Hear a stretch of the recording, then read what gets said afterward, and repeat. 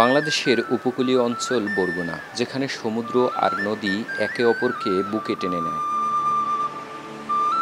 এখানে মাছ ধরার সঙ্গে সবার জীবনের মায়া জড়িয়ে। প্রতিদিন জীবনের ঝুঁকি নিয়ে সমুদ্রে পাড়ি জমায় হাজারো জেলে, যারা দুঃসহ সংগ্রামের মধ্য দিয়েও নিজেদের পরিবার ও দেশের জন্য খাবারের যোগান দেন। সৈকত সৌন্দর্যের জেলা বরগুনা। এ জেলাকে ৩ ভাগে বিভক্ত করেছে দুটি নদী, পায়রা ও বিষখালী, এবং এই দুটি নদী ঘিরে এই অঞ্চলের মানুষের জীবন জীবিকা জড়িয়ে রয়েছে এবং ১ লাখের উপরে মানুষ জেলে পেশার সঙ্গে জড়িত। কেমন আছেন এসব জেলেরা, কেমনই বা কাটছে তাদের দিনকাল, তা নিয়েই থাকছে বলছি এখন। জেলেদের সংগ্রামের গল্প শুধু কষ্টের নয়, আশা ও সাহসেরও। ঝড় তুফান, জলদস্যু, ঋণের বোঝা, এ সকলের বিরুদ্ধে দাঁড়িয়ে এই জেলেরা প্রতিদিন নতুন করে জীবন শুরু করেন। তাদের জীবন, তাদের সংগ্রাম, এটা এক অভ্যন্তরীণ লড়াই।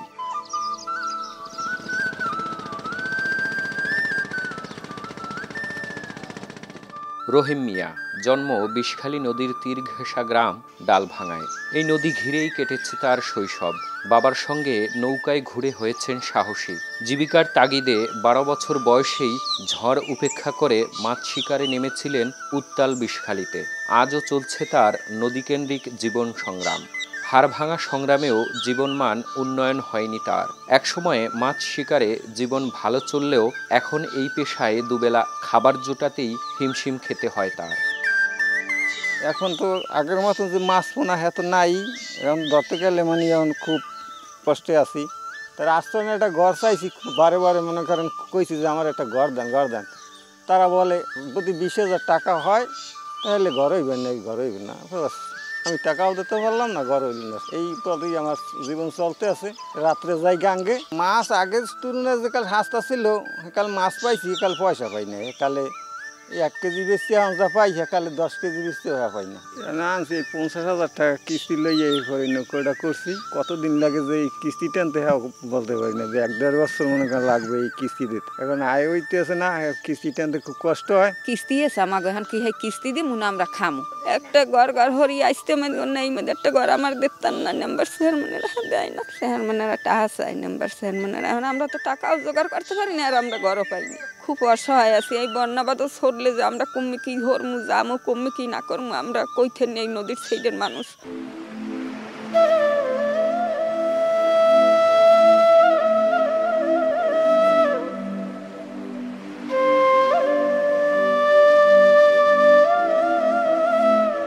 নদীর মাছকে ঘিরেই এখানকার জেলেদের জীবন জীবিকার চাকা ঘোরে। শুধু রহিম মিয়াই নয়, অভাব অনটন আর চরম হতাশার মধ্যে দিন পার করছেন উপকূলের বহু জেলে পরিবার। হাহাকার চলছে বরগুনার জেলে পল্লীগুলোতে।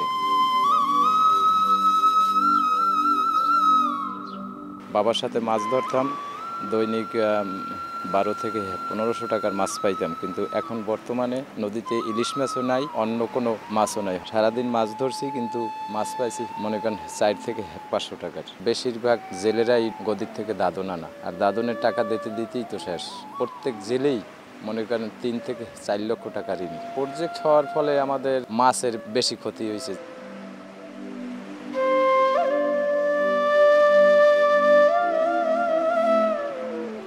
আমাদের সামগ্রিক অর্থনীতিতে তাদের অবদান যৎসামান্য। তবুও নদী কিংবা সমুদ্রের বুকে মাছ ধরার সব উপকরণ নিয়ে তারা ছুটে চলে জীবনের তাগিদে।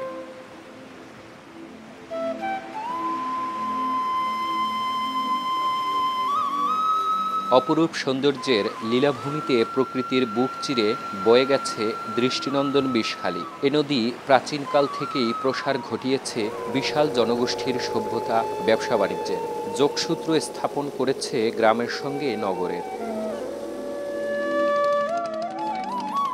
বরগুনা সদর উপজেলার নলটোনা এলাকার রহমান মাঝির ট্রলারে আজকে আমরা যাচ্ছি বিষখালী নদীতে ইলিশ শিকারে।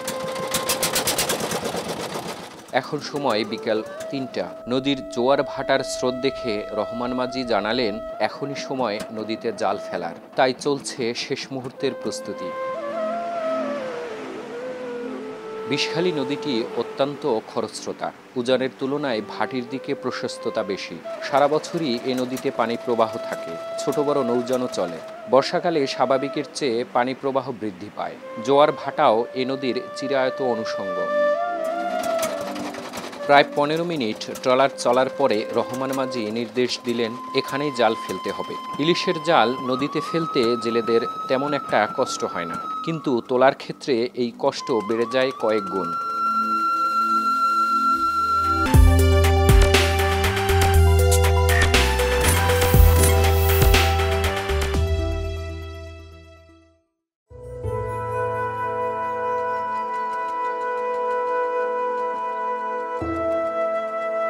এ নদীর ইলিশের বেশ কদর আছে দেশ জুড়ে।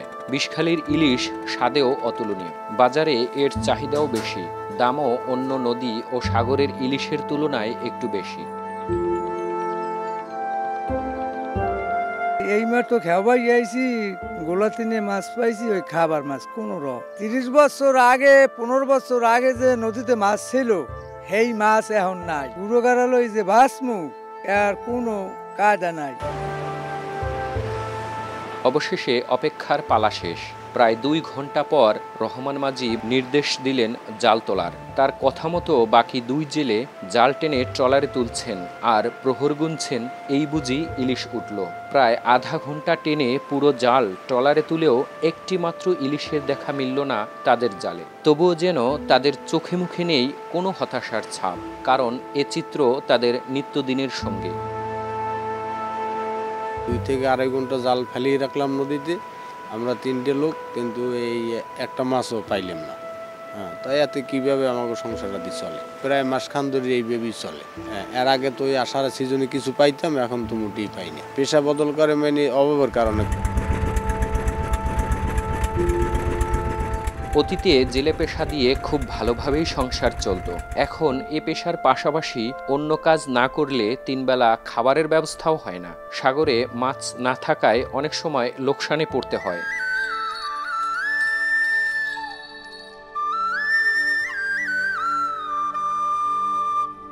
বাংলাদেশ বিশ্বের বৃহত্তম বদ্বীপ অঞ্চল, যেখানে নদী, সমুদ্র এবং সাগর মিলে এক বিশাল মৎস্য সম্পদ সৃষ্টি করেছে। এখানে প্রতিদিনের জীবনের সঙ্গে জড়িয়ে আছে মৎস্যজীবীদের অসীম সংগ্রাম। ঝড় তুফান, জলদস্যুদের আক্রমণ এবং অন্যান্য বিপজ্জনক পরিস্থিতির মধ্যে থেকেও তারা তাদের জীবিকা উপার্জন করেন। বাংলাদেশের মৎস্যজীবী সমাজের প্রায় 5 লাখ সদস্য সরাসরি ইলিশ উৎপাদনে জড়িত। এর মধ্যে সমুদ্রগামী জেলেরা সবচেয়ে বিপদসংকুল জীবনযাপন করেন। তারা সমুদ্রের গভীরে গিয়ে মাছ ধরেন, যা শুধু তাদের পরিবার নয়, দেশের বিপুল সংখ্যক মানুষের আমিষের যোগান দেয়। কিন্তু এই সংগ্রামকে সঠিক মূল্য দেয়া হয় না।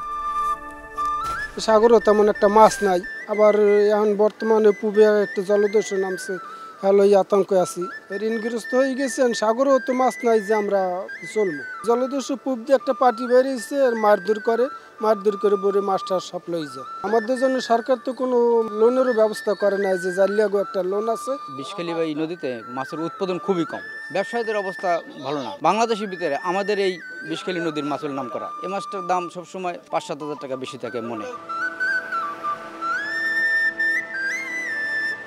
ঝড় তুফান, জলদস্যু এসব প্রতিদিনের সঙ্গী।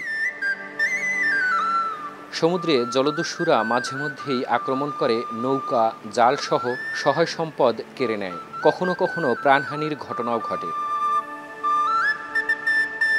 এখন বর্তমানে সাগরে মাছ নাই, আগে মাছ ভালো হয়েছে, আর এখন বর্তমান তো মাছ নাই বললেই চলে। 4 দিন থাইকেছি, 4 দিন বেশি 8,000 টাকা বাঘে পাই না, 1 টাকা আরও 20,000 টাকা লস আছে। দেখা যাচ্ছে আমার বাপে সাগর চলে গেছে, আমি এই ব্যবসায় জড়িত, আমিও সাগর চলে গেলাম, কিন্তু আমার ছেলে থাকলে আমার ছেলে ঋণ শোধ করা লাগে। বন্যায় তো তলাইয়ে যায়, বা ওই এখন তো বেরিয়ে হচ্ছে, আগে তো বেরিয়ে, আগে তো এগুলো সবই তলাই যেত। বাংলাদেশের উপকূলীয় অঞ্চলে জেলেরা নানা প্রতিবন্ধকতার মধ্য দিয়ে দিন পার করছেন।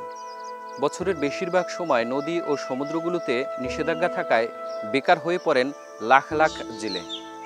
এতে উচ্চ সুদে ঋণের জালে জর্জরিত হয়ে পড়েন তারা। ফলে প্রজন্মর পর প্রজন্ম জীবনের ঝুঁকি নিয়ে সমুদ্রে মাছ শিকারে যেতে হয়।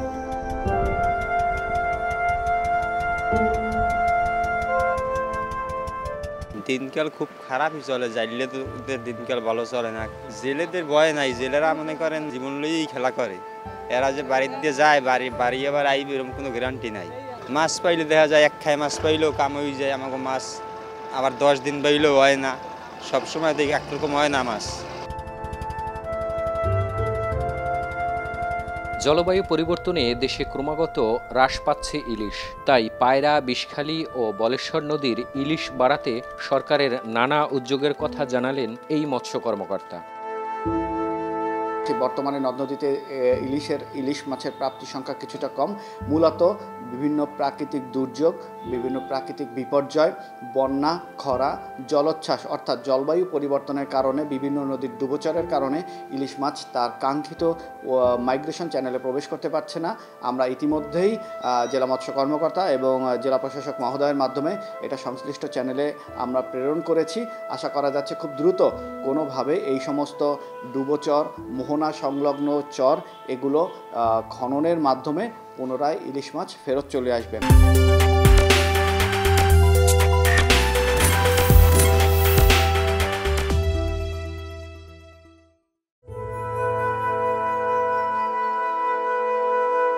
মাছ ধরার মৌসুমে সরকারি নিষেধাজ্ঞা থাকে। এই সময়ে জেলেরা কিছু উপার্জন করতে পারেন না, তাই সরকার কিছু উদ্যোগ নিয়েছে, যেমন মা ইলিশ ধরার ওপর নিষেধাজ্ঞা চলাকালে খাদ্য সহায়তা প্রদান। কিন্তু এই সহায়তা যথেষ্ট নয়।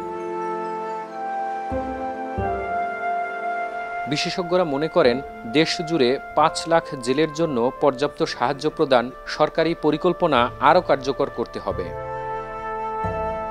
বন্যা অথবা হঠাৎ আকস্মিক ঘূর্ণিঝড়ে কোনো জেলে অথবা মাছ আহরণের সময় কোনো হিংস্র পশুর আক্রমণে তিনি মারা যেতে পারেন অথবা নিখোঁজ হতে পারেন কিংবা স্থায়ীভাবে অক্ষম হতে পারেন। সেক্ষেত্রে নিখোঁজ অথবা মৃত জেলের জন্য সরকার কর্তৃক 50,000 টাকা এককালীন একটি প্রণোদনা রয়েছে এবং স্থায়ীভাবে অক্ষম জেলেদের জন্য 25,000 টাকার অর্থমূল্যের একটি সরকারি অনুদান রয়েছে। এই বঙ্গোপসাগর যাদের জীবন জীবিকার উৎস, আবার সেই একই সমুদ্রই যেন তাদের যমদূত। উপকূলে কান পাতলেই শোনা যায় স্বজন হারানোর আহাজারি। জেলে পরিবারে যেন থামছেই না নীরব কান্না। সংসারে সচ্ছলতা ফিরবে এমন আশায় কত যে মায়ের কোল খালি হয়েছে তার কোনো হিসেব নেই এই উপকূলে। ছুঁয়ে দেখা হয়নি 2 সন্তানের মরদেহ। সন্তানকে শেষবারের মতো বাবা বলে ডাকার ভাগ্য হয়নি। বাবা মায়ের কাছে সন্তানের লাশ পৃথিবীর সবথেকে ভারী হয়। শেষ স্মৃতিচিহ্ন হিসেবে সেই ভারটুকু বহন করতে না পারার আক্ষেপ নিয়ে নিজের মৃত্যুর অপেক্ষার দিন গুনছেন হনুফা বেগম। পানি পরে তলাই যায়, একটু ঘরে থাকতে পারিনি, পানির ভিঙ্গি খুব অশান্তিতে আছি।